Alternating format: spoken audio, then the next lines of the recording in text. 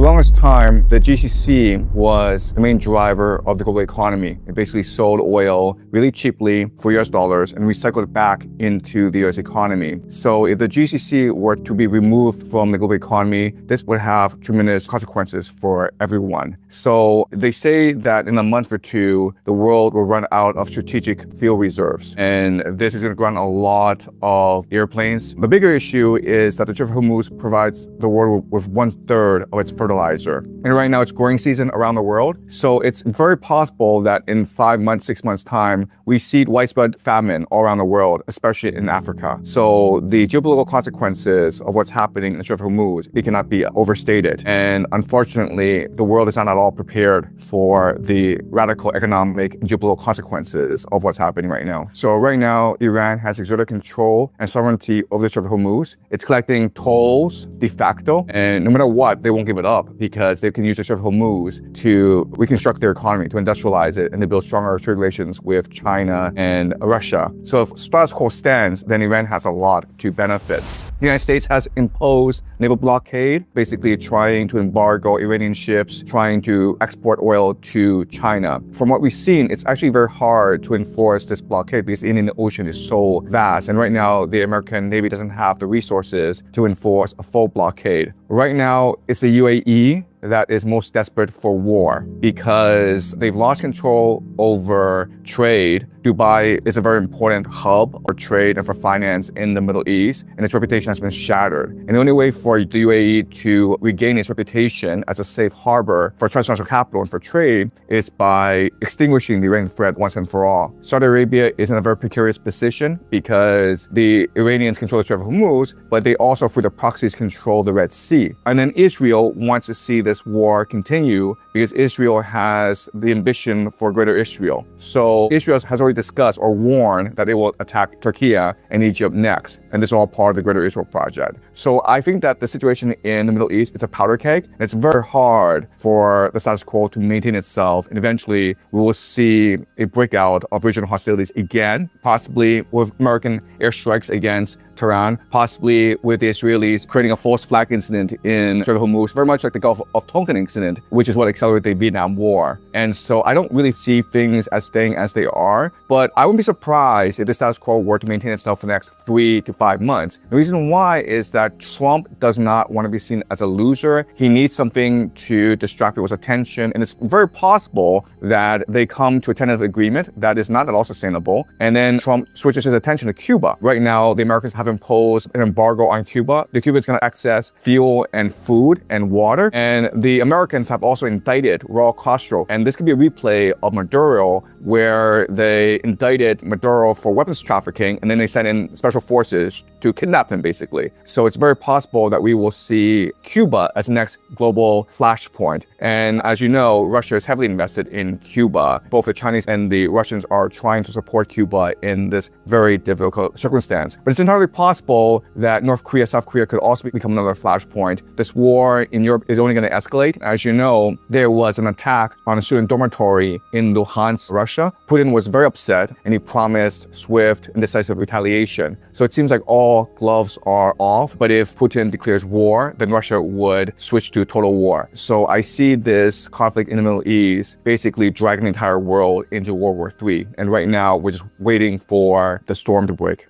America is running against the clock. America has a bomb on its hands. It's called the national debt. Right now, America has $39 trillion in debt. And so America spends about $2 trillion annually on interest payments alone. And so the only way to sustain its debt is for America to force people to continue to buy US Treasuries. And right now, what we're seeing is a sharp increase in US Treasury yields. And so America can't afford to wait, because if you just wait, everyone's going to dump their US Treasuries. Right now, Japan and China are dumping their US Treasuries. The GCCs are also dumping their US Treasuries in order to buy gold, in order to finance their economies now that they can't sell oil. So America has a very very short time frame to conclude this war in the Middle East. It cannot afford to wait, because if it waits too long, then its entire economy could collapse. We don't know the specifics, but we do know that it's a ticking time bomb. So it's impossible for America to retreat from this war. And the reason why is the national debt, $39 trillion.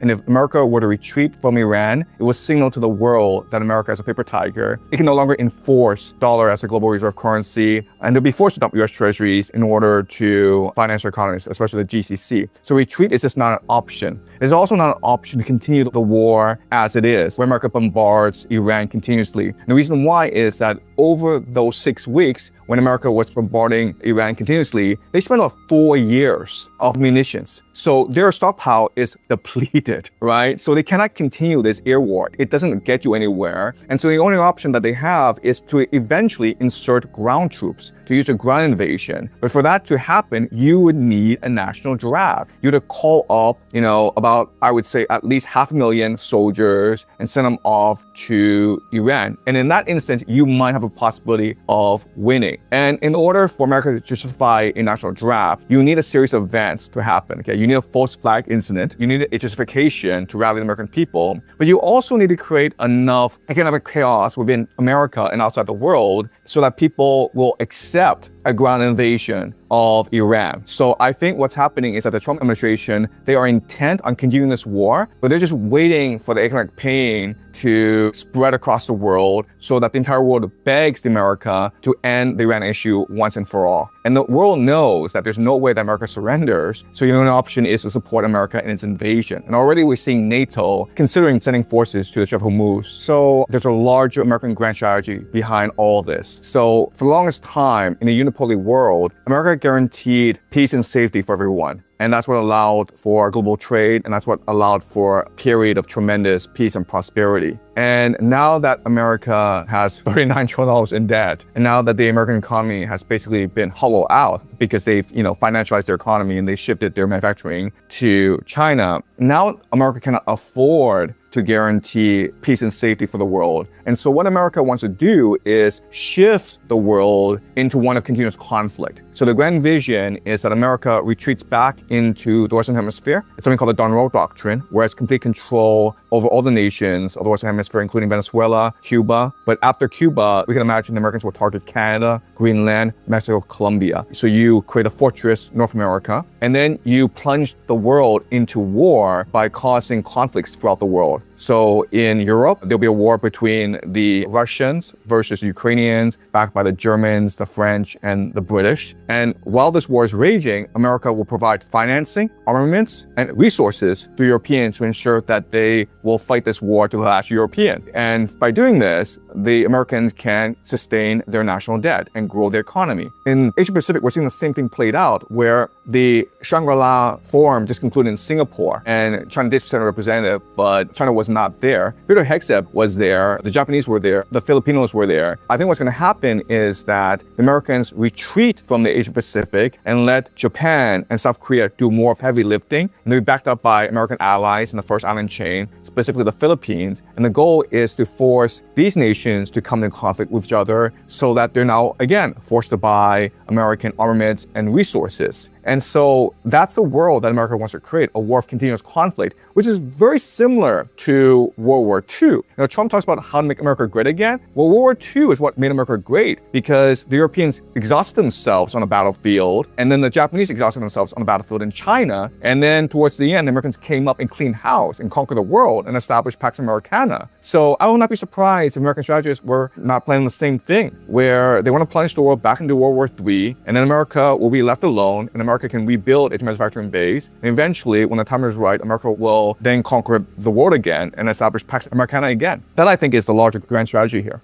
What America is most interested in is access to the Chinese financial market. And the reason why is that Chinese save 40% of their income So China has the highest savings rate in the world. And what American companies like Visa, BlackRock, Blackstone, what they want to do is financialize these household savings, basically force Chinese into American debt in order to sustain the American Ponzi scheme. And this was actually a precondition for China's WTO entry 25 years ago. So I think the Chinese will agree eventually to open up its financial market, but not liberalize its currency, maybe allow Chinese to buy stable coins, which is basically a backdoor into US treasuries. In return, what I think the United States will do is declare that they oppose Taiwan independence. This is something that the Chinese have been asking for politically for the longest time. So Trump, after the visit, said that, Taiwan is not really a big deal. He doesn't really care. He's also paused a $14 billion weapon shipment to Taiwan.